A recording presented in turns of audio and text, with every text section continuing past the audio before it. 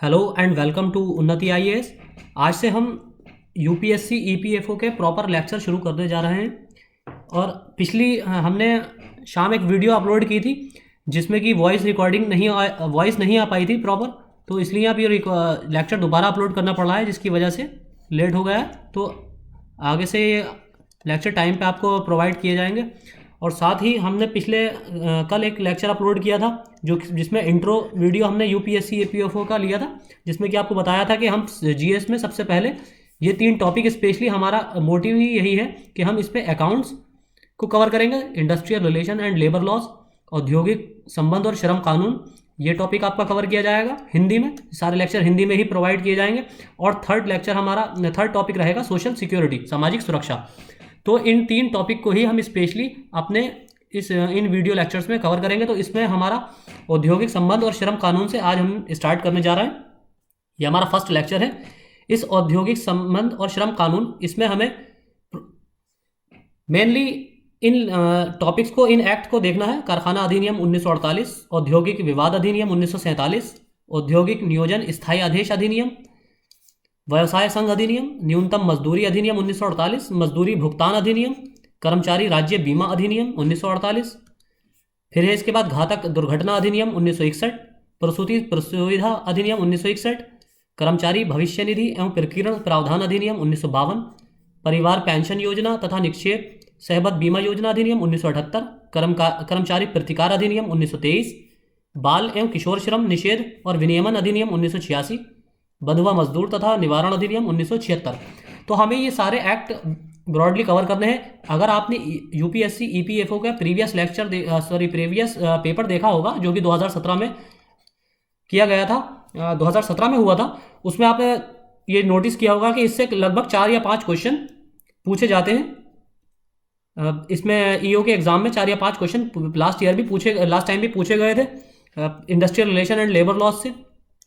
और साथ ही अकाउंट से तो काफ़ी क्वेश्चन कवर किए गए थे अकाउंट से। उसके बाद सोशल सिक्योरिटी में स्पेशली स्कीम्स कवर की जाती हैं, और भी जो बहुत सा सोशल सिक्योरिटी का सिलेबस इंडस्ट्रियल रिलेशन के सिलेबस से ओवरलैप भी करता है, क्योंकि इंडस्ट्रियल रिलेशंस और जो लेबर लॉज बनाए जाते हैं वो सोशल सिक्योरिटी को ध्यान में रखते हुए ही बनाए जाते हैं। सोशल सिक्योरिटी किसको प्रोवाइड की जाती है, इसलिए इसका आपको पता होना चाहिए बेसिक्स। सोशल सिक्योरिटी जो समाज के स्पेशली दबे वंचित तबके हैं, जैसे जो अनऑर्गेनाइज सेक्टर हैं, हालांकि ऑर्गेनाइज सेक्टर को भी प्रोवाइड की जाती है जैसे ईपीएफओ की है, या जो अनऑर्गेनाइज सेक्टर में स्पेशली जो कामगार कार्य करते हैं तो उनकी जैसी वर्किंग कंडीशंस होती हैं उसको सुधारने की इसमें कोशिश की जाती है। अनऑर्गेनाइज सेक्टर में जो 14 साल से कम उम्र के बच्चे हैं वो भी सोशल सिक्योरिटी के अंतर्गत आते हैं। जो 60 साल से ऊपर के लोग हैं, वृद्धावस्था में हैं, वो भी सोशल सिक्योरिटी के अंडर उनकी गवर्नमेंट उनके लिए स्कीम्स लागू करती है। और जो महिलाएं हैं, महिलाएं चाहे वो वर्किंग महिलाएं हों या नॉन वर्किंग महिलाएं हों, इन सबको सोशल सिक्योरिटी प्रोवाइड की जाती है। तो उसी को ध्यान में रखते हुए गवर्नमेंट पॉलिसी फ्रेम करती है। तो इसमें हम ये सारे एक्ट ब्रॉडली देखेंगे। इसके अलावा भी कुछ एक्ट्स हैं जिनको कवर किया जाएगा। और साथ में ही हम जो मिनिस्ट्रीज इसमें इन्वॉल्व रहती हैं और जो इंटरनेशनल ऑर्गेनाइजेशंस हैं जिनका इसमें योगदान रहता है, ये हम सब सारा एक एक करके कवर करेंगे। लेकिन उससे पहले आज के लेक्चर में हम ये अधिनियम कवर ना करके ये इसको अगले लेक्चर से कवर किया जाएगा। आज हम बेसिक्स देखेंगे, इसकी परिभाषाएं देखेंगे कि सोशल सिक्योरिटी किसे कहते हैं, औद्योगिक संबंध क्या होते हैं, श्रमिक किसे कहते हैं, और सोशल सिक्योरिटी की क्या परिभाषाएं हैं, साथ ही इसकी क्या हिस्ट्री है, कैसे स्टेज बाय स्टेज या फेज बाय फेज मैनर में ये डेवलप हुआ है, इनका ये कानून लागू किए गए हैं। तो इन सब के बारे में हम डिटेल में चर्चा करेंगे इसके बेसिक्स से स्टार्ट करते हुए। तो शुरू करते हैं आज का अपना हमारा टॉपिक, श्रमिक वर्ग का ऐतिहासिक परिप्रेक्ष्य, हिस्टोरिकल पर्सपेक्टिव ऑफ लेबर। जैसे कि इसका लंबा इतिहास है। श्रम को वस्तु कम्युनिटी समझा जाता था, वो क्रय विक्रय का विषय था। आपने देखा होगा, पढ़ा होगा एंशिएंट हिस्ट्री में भी। जो सिविल सर्विसेज के स्टूडेंट हैं या और भी जो तैयारी करने वाले एस्पायरेंट्स हैं जो इस लेक्चर को सुन रहे हैं, उन्होंने ये पढ़ा होगा कि पहले श्रम को पहले दास हुआ करते थे। पहले श्रमिक नहीं होते थे, दास होते थे। और दास और नौकर में फ़र्क ये है कि नौकर को सैलरी प्रोवाइड की जाती है, जबकि जो दास होते हैं, श्रमिकों को सैलरी प्रोवाइड की जाती है, और दास गुलाम होते हैं, उनको किसी तरह की सैलरी प्रोवाइड नहीं की जाती। उनको किसी से खरीदा जाता है, और ख़रीदने के बाद खरीदा जाता था पहले। अब तो दास प्रथा खत्म हो चुकी है, लेकिन ये पहले दासों को बेचा जाता था, और जो खरीदता था ये उसकी जागीर समझे जाते थे। तो पहले श्रमिक क्रेता के दास हुआ करते थे, उनका व्यापक तथा भीषण शोषण होता था। कम मजदूरी देना, बात बात पर उन्हें प्रताड़ित करना, ये आम बात थी। रात दिन उनसे काम लिया जाता था, काम करने की कोई समय सीमा नहीं थी। यह दास प्रथा का युग था, जैसे कि मैंने आपको बताया। और साथ ही दासों को इनकी जागीर समझा जाता था।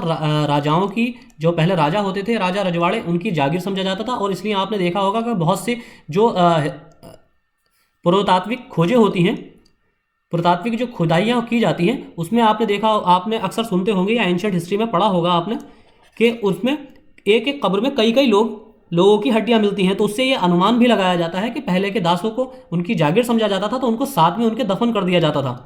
जागीर के रूप में उनके दासों को भी साथ में दफनाया जाता था। इसे उनके स्वास्थ्य, शिक्षा, रहने के मकान आदि की कोई व्यवस्था नहीं थी। आगे के समय श्रमिक वस्तु के रूप में नहीं बल्कि बंधुआ मजदूरी के रूप में सामने आया। फिर हल्के हल्के इसमें थोड़ा प्रोग्रेस हुई, इनको थोड़ी तरह की सुविधाएं दी जाने लगी। अब इनको बंधुआ मजदूर कहा के रूप में कार्य करने लगे। बंधुआ मजदूर से तात्पर्य यहाँ ये है कि जैसे कि मेडिएवल हिस्ट्री में आपने देखा होगा कि जो मुगल राजा होते थे, मुगल राजाओं के यहाँ, या फिर और भी हमारे जो राजस्थान इत्यादि में जो राजा होते थे, या फिर साउथ इंडिया के जो राजा होते थे, वो लोगों से उसके टैक्स के रूप में, कर के रूप में लगान वसूला जाता था। और जो लगान देने में सक्षम नहीं होता था, जैसे कि जिसके पास ज़मीनें नहीं होती थी, या जो कोई कामगार इंसान होता था, व्यक्ति होता था, जो लगान के को नहीं लगान अदा नहीं कर सकता था, तो उनसे बिना पैसे दिए, बिना पारिश्रमिक के मजदूरी कराई जाती थी, काम कराया जाता था, जिसका उन्हें किसी तरह का पैसा या और कोई सेवा नहीं दी जाती थी, या और कोई इसी तरह की फैसिलिटी नहीं दी जाती थी। उनको इस काम को टैक्स के बदले करना होता था, क्योंकि वो टैक्स नहीं चुका सकते थे, इसलिए उनको ये उनके घर पे काम करना पड़ता था। सहकारी संस्था या एसोसिएशन प्रथा, गिल्ड सिस्टम में इसका स्थान ग्रहण किया और श्रमिकों को सामूहिक रूप से स्वीकार करने और उपलब्ध कराने का कारोबार पनपने लगा, यानी कि बंधुआ मजदूरी और पनपने लगी इसमें। अब भूस्वामियों के दिनों में श्रमिकों की स्थिति, condition of labours during feudal days, जमींदारी प्रथा के समय में, जब जमींदारी प्रथा थी, जमींदारी उन्मूलन और भूमि व्यवस्था अधिनियम लागू होने से पूर्व राजा, रजवाड़े, तालुकेदार, जमींदार हुआ करते थे, और इन्हीं का ही भूमि पर, पूरी जमीन पर राजाओं का अधिकार होता था, इन्हीं का स्वामित्व होता था। ये इस पर खेती करते थे। सीमांत किसान जो आज की डेट में बोले जाते हैं, वो सीमांत किसान तब इन्हीं किसानों को कहा जाता था जो इस पर खेती करते थे। और साथ ही पहले के लोगों के पास, अब तो भूमि अधिग्रहण नियम कानून लागू कर दिया गया है, लेकिन पहले ऐसा नहीं था। जागीरदारी प्रथा के समय या फिर मेडिएवल टाइम में ज़मीन राजा रजवाड़ों के पास बेइंतहा ज़मीन होती थी, उसकी कोई लिमिट नहीं होती थी, असीमित उनको अधिकार था ज़मीन खरीदने का। तो यहाँ पर बेगारी प्रथा चलती थी, बेगारी प्रथा चला करती थी, जिसमें भूमि पर सबका स्वामित्व नहीं, इन सबका स्वामित्व होता था। राजा रजवाड़ों का, घरेलू नौकरों तथा खेतों में काम करने वालों की दशा बड़ी ही दयनीय थी। बेगारी प्रथा प्रचलन में थी, जिसके अंतर्गत बिना किसी प्रतिफल या मजदूरी के काम कराया जाता था, यानी कि टैक्स के फॉर्म में इनसे काम कराया जाता था। जैसे जो सीमांत किसान है, जो अपनी उपज का हिस्सा नहीं दे सकता टैक्स के रूप में, या फिर कोई बढ़ई, कोई नाई, तो इसको घरों पे इनके काम करना पड़ता था, इनके महलों में काम करना पड़ता था। ये जुताई, बुआई, सिंचाई, धान की रोपाई, फसलों की कटाई, सारा काम श्रमिकों से ही लिया जाता था। छुआछूत का बोलबाला था तथा श्रमिकों को तथा तुच्छ दृष्टि से देखा जाता था, यानी कि श्रमिकों की बहुत निम्न दर्जे की स्थिति थी। जाति आधारित कार्य, और अब यहाँ पर जाति आधारित कार्य से मतलब ये है कि जाति का वर्गीकरण उसके कार्य के आधार पर किया जाता था। पहले के लोगों का जो जाति आधारित होती थी, वो उनके काम के आधार पर की जाती थी, कि जैसे कोई बढ़ाई का जैसे कोई लकड़ी का काम करता है तो वो बढ़ाई कहलाता था। इसी तरह लोहे का काम करने वाला लोहार, और नाई और धोबी। इसी तरह जमींदारी का हल जोतने वाले, जमींदारों का हल जोतने वाले हलवाहे, और गाय भैंसे चराने वाले चरवाहे के रूप में जाने जाते थे। यानी कि उनका जो कैटेगराइजेशन था, उसको उनके काम के आधार पर किया जाता था, और वही आज तक चलता आ रहा है, जो कि अब मानसिकता भी बन चुकी है, इस 21वीं सदी की भी मानसिकता बन चुकी है। दास्ता शब्द तो नहीं था, किंतु मानव के दुर्व्यवहार को दास्ता की परिधि में रखा जा सकता है, यानी कि इनकी खरीद फरोख्त होती थी। दास प्रथा तो नहीं थी, लेकिन दासों को खरीदा फरोख्त किया जाता था। बहुत से लोग अपने बच्चों को घर की दयनीय आर्थिक स्थिति अच्छी ना होने के कारण बेच दिया करते थे। कुछ लोग ना चाहते हुए भी बेचा करते थे, और किसी से जबरन उनके बच्चे खरीद लिए जाते थे। भारत के संविधान ने बेगार शब्द को तो परिभाषित नहीं किया है, लेकिन अनुच्छेद 23 और 24 में मानव के दुर्व्यापार और बलात् श्रम और बंधुआ मजदूरी को प्रतिबंधित किया गया है। अब जैसा कि आपने देखा है कि इसमें जीएस का एक ब्रॉड सिलेबस है, और जो तैयारी करने वाले एस्पायरेंट है, स्पेशली सिविल सर्विसेज की तैयारी करने वाले, तो उसमें पॉलिटी के सिलेबस में स्पेशली फंडामेंटल राइट्स और फंडामेंटल राइट्स में भी आपको वो आर्टिकल ज़्यादा अच्छे से देखने हैं जो कि किसी तरह के अधिकारों से, मजदूरों के अधिकारों से, नागरिकों के अधिकारों तो से तो रिलेटेड हो ही, साथ ही स्पेशली मजदूरों पर फोकस हो या फिर स्त्रियों पर फोकस हो या बच्चों पर फोकस हो, जैसे आर्टिकल 23 और 24। इसी तरह आर्टिकल 19 में जो क्लॉज दिए गए हैं जिसमें संघ बनाने का अधिकार है, इन चीज़ों को आपको बिल्कुल एकदम रट कर जाना है, क्योंकि जो पॉलिटी के क्वेश्चन भी पूछे जाएंगे वो स्पेशली इन्हीं चीज़ों से रिलेटेड होंगे, इसलिए आप इंटरलिंक करके पढ़ना सीखिए।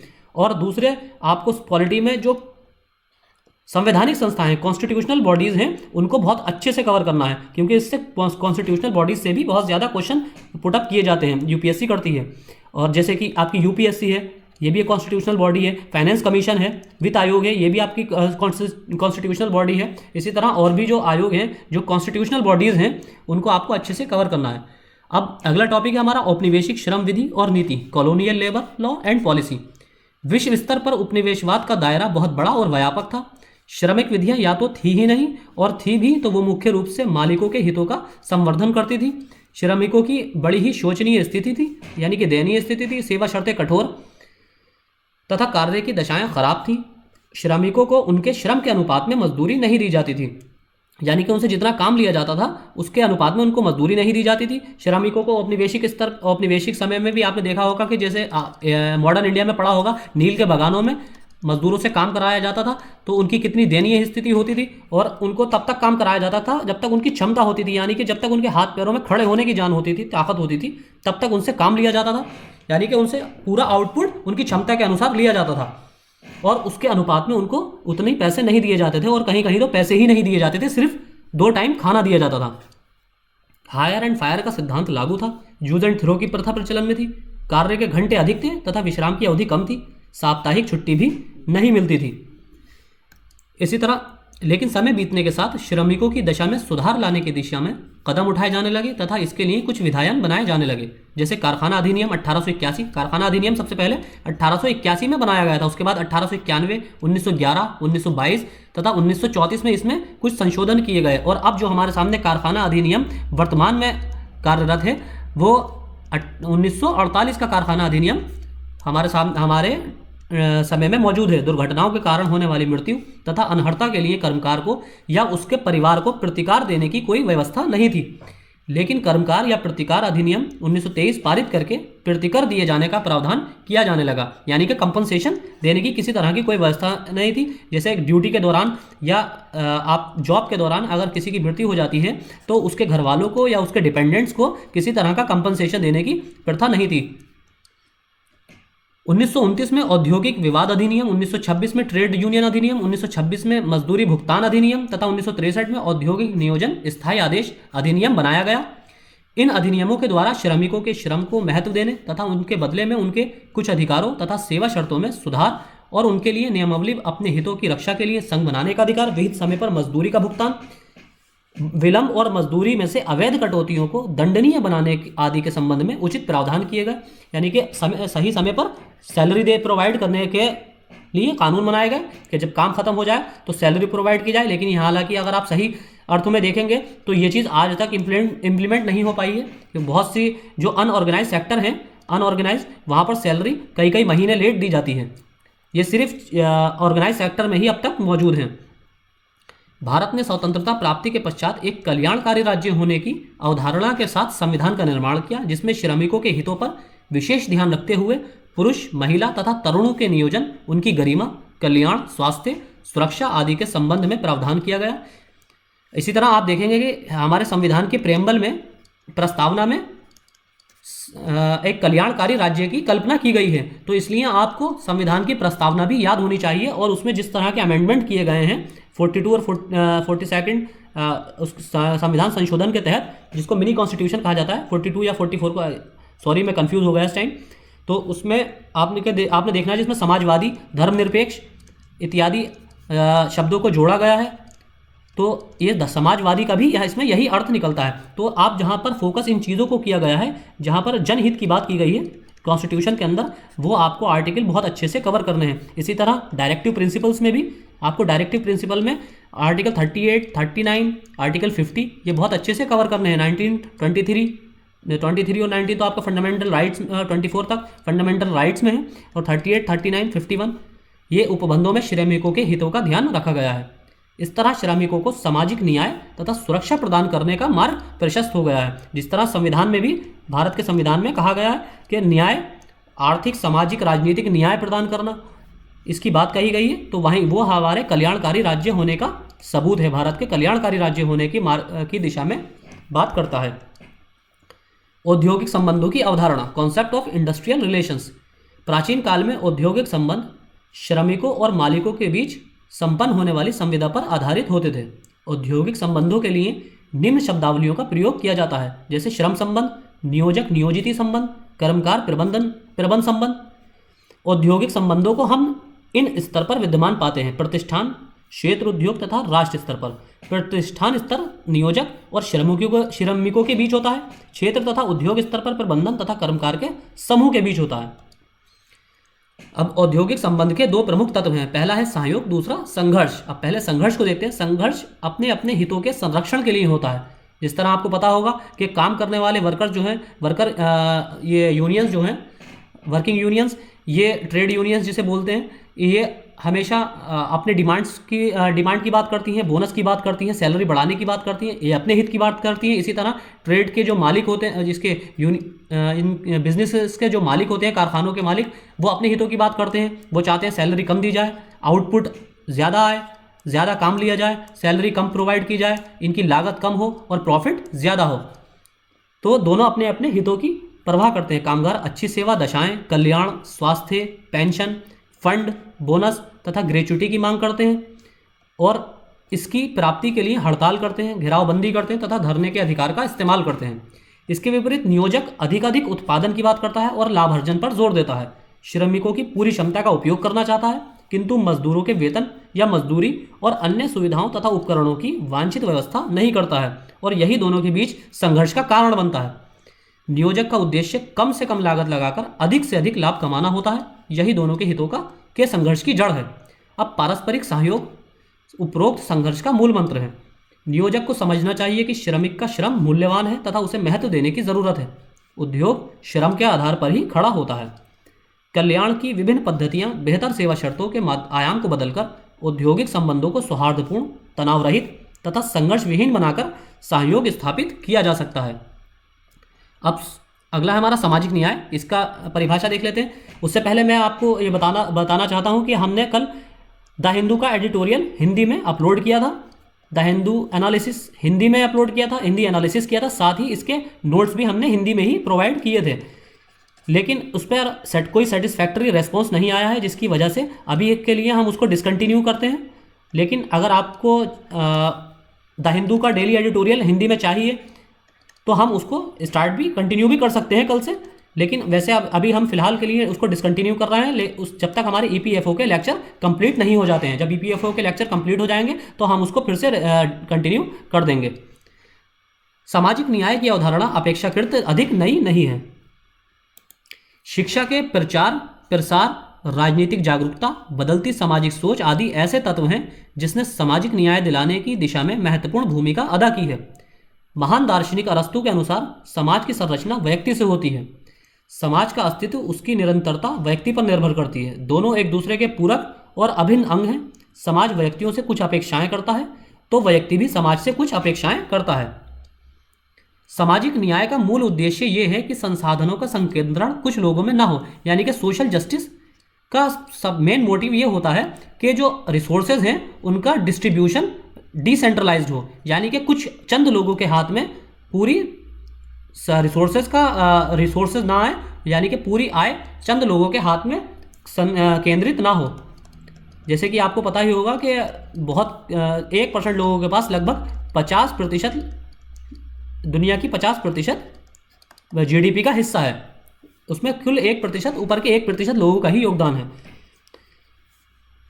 अपितु संसाधनों का उचित आवंटन तथा विकेंद्रीकरण होना चाहिए ताकि उसका लाभ बहुतायत लोगों को मिल सके, जिससे गरीब तथा अमीर के बीच की खाई बीच की आर्थिक दूरी को भी कम किया जा सके, यानी कि गरीबों और अमीरों के बीच की आर्थिक दूरी को भी कम किया जा सके। जब आर्थिक दूरी कम होगी तो सामाजिक दूरी दोनों के बीच की अपने आप ही कम होने लगेगी। इसलिए सरकार नई नई जन कल्याण योजनाओं को लागू करके दबे कुचले लोगों के स्तर को उठाने का भरपूर प्रयास कर रही है।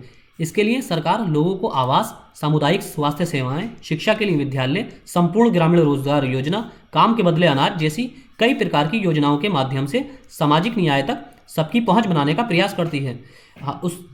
मैं आपको बताना चाहता हूं कि हम चाहते तो इसमें अधिनियम ही डायरेक्ट स्टार्ट कर सकते थे, लेकिन मैंने बेसिक लेक्चर पहला इसलिए यहाँ पर अपलोड करने की कोशिश की है। यहाँ इसलिए ये बताने की कोशिश की गई है कि अगर आप इस बेसिक्स को कवर कर लेंगे तो आपको इन सोशल जस्टिस का, श्रमिक कानूनों का उद्देश्य समझ में आ जाएगा।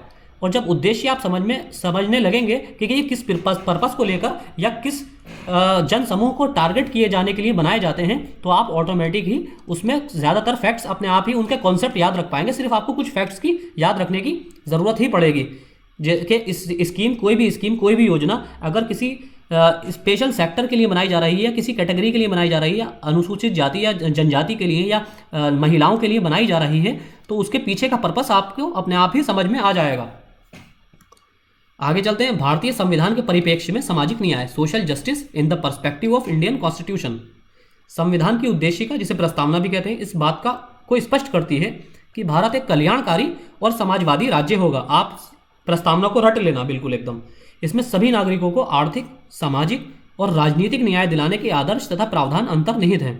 अनुच्छेद 19 सम्मेलन की स्वतंत्रता, जुलूस निकालने का अधिकार तो सभी नागरिकों को प्रदान करता है। इसके अलावा संचरण, निवास, वृत्ति, व्यापार आदि करने का अधिकार भी सभी नागरिकों को प्रदान करता है। लेकिन आप एक चीज़, अगर आपने लक्ष्मीकांत पढ़ी होगी तो आप उसमें एक चीज़ पढ़ेंगे कि इस धरने के अधिकार, इसमें सॉरी जुलूस निकालने के अधिकार में हड़ताल करने का अधिकार नहीं है, शामिल नहीं है। इस आर्टिकल 19 के अंदर हड़ताल करने का अधिकार शामिल नहीं है, लेकिन फिर भी ट्रेड यूनियंस हड़ताल करती हैं। इसी प्रकार अनुच्छेद 38 राज्य को लोक कल्याण की अभिवृद्धि के लिए सामाजिक व्यवस्था बनाने का आदेश देता है, जिसमें सामाजिक, आर्थिक, राजनीतिक न्याय आदि दिलाने का प्रावधान किया गया है। इसके अलावा अनुच्छेद 39 राज्य पर यह कर्तव्य अध्यारोपित करता है कि अपनी नीति इस प्रकार संचालित करेगा कि पुरुष, स्त्री सभी नागरिकों को समान रूप से जीविका के पर्याप्त साधन उपलब्ध हो।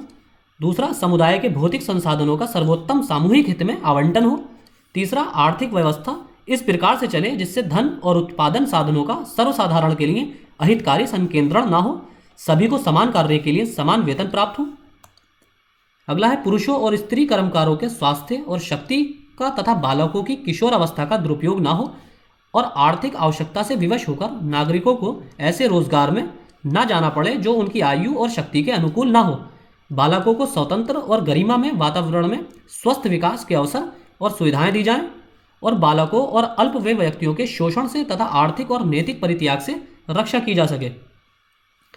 अगला, श्रम कल्याण एवं सामाजिक सुरक्षा, labour welfare and social security.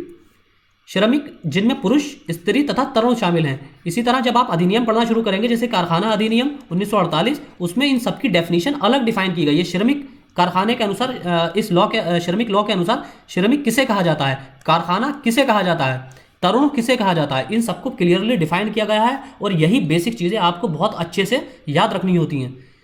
कल्याण का हमारे संविधान निर्माताओं ने विशेष ध्यान रखा है तथा इसके लिए कई अधिनियम लागू किए हैं, जैसे कारखाना अधिनियम 1948, ठेका श्रम अधिनियम और उत्पादन अधिनियम 1970, अनुसूचित उद्योगों के विनियमन के लिए industries development and regulation act 1951, apprenticeship अधिनियम 1961, मातृत्व लाभ अधिनियम 1961, बाल श्रम निषेध और विनियमन अधिनियम 1986, समान पारिश्रमिक अधिनियम इक्वल रिम्यूनरेशन एक्ट 1976, बंधुआ श्रम प्रणाली उन्मूलन अधिनियम 1976 इत्यादि।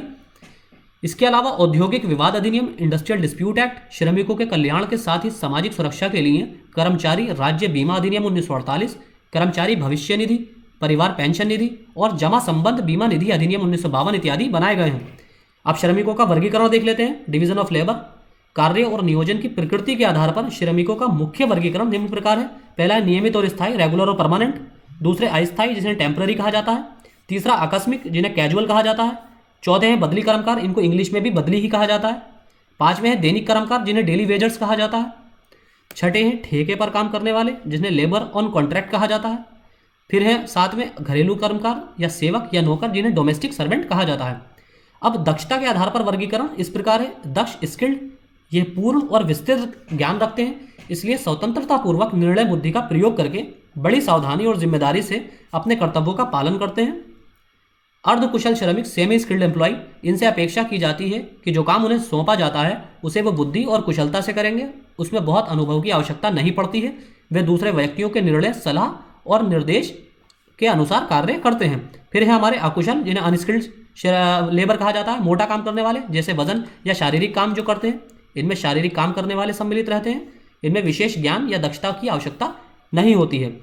तो आज के लेक्चर में इतना ही। अब कल से हम ईपीएफओ के अधिनियम कारखाना एक्ट से स्टार्ट करेंगे, इसमें पढ़ना शुरू करेंगे। जो जो हमारे सिलेबस के पॉइंट ऑफ व्यू से इंपॉर्टेंट है, जो एग्जाम पर्सपेक्टिव से इंपॉर्टेंट है, उसे हम कवर करना शुरू करेंगे।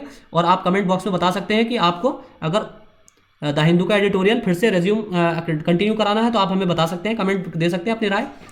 और अगर आप चाहते हैं कि हम 2 लेक्चर अपलोड करें डेली ईपीएफओ के, तो हम 2 लेक्चर लाने की भी डेली कोशिश करेंगे, लेकिन अभी एक आध दिन आपको एक ही लेक्चर प्रोवाइड किया जाएगा। ओके, तो आज के लेक्चर में इतना ही। Thank you.